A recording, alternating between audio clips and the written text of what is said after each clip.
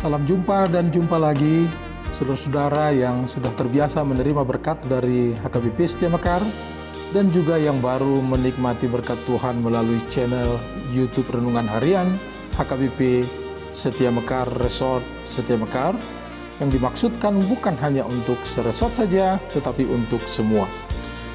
Kiranya seluruh warga jemaat setiap hari memperlihatkan ucapan syukur kepada Tuhan melalui wajah yang ceria dan hati yang penuh sukacita dan selalu bersyukur di dalam Tuhan. Jangan lupa kabar-kabarilah sukacita dan kalau ada pergumulan, sehingga kita bisa berdoa bersama, karena di dalam kebersamaan kita Tuhan hadir dan Tuhan bersama dengan kita. Ya. Salam, kita akan mendengarkan firman Tuhan yang menjadi renungan kita saat ini.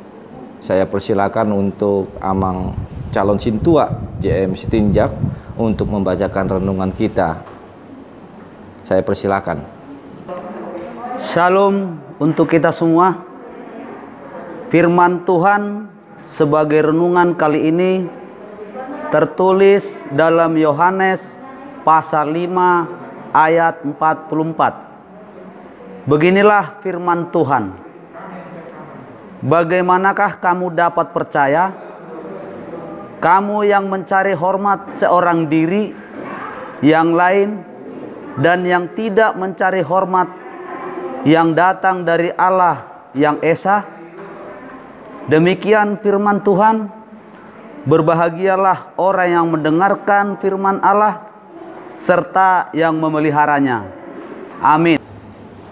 Terima kasih untuk pembacaannya.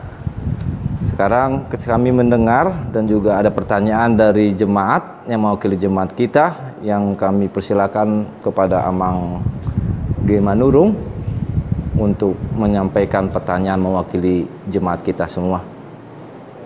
Terima kasih mendengarkan firman Tuhan hari ini.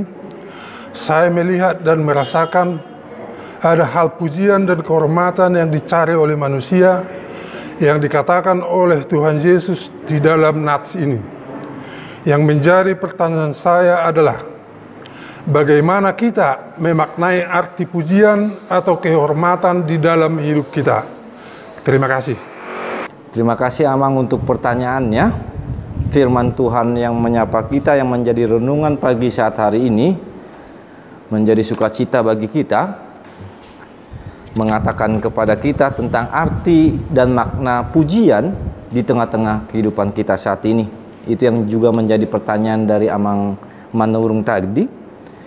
Jika kita perhatikan bersama-sama dalam nats ini, memang benar bahwa pujian adalah sesuatu yang tidak lepas dari kehidupan manusia.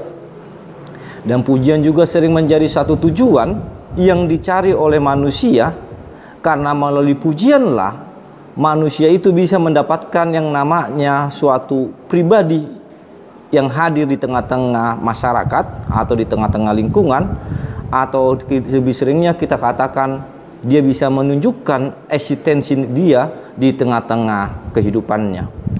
Saudara yang sekasih, yang menjadi persoalan seringkali juga di dalam mencari pujian, manusia sering jatuh ke dalam yang namanya keegoisannya, yang jatuh dalam arti mencari ditambahi haus akan pujian, atau sering kita bilang gila hormat.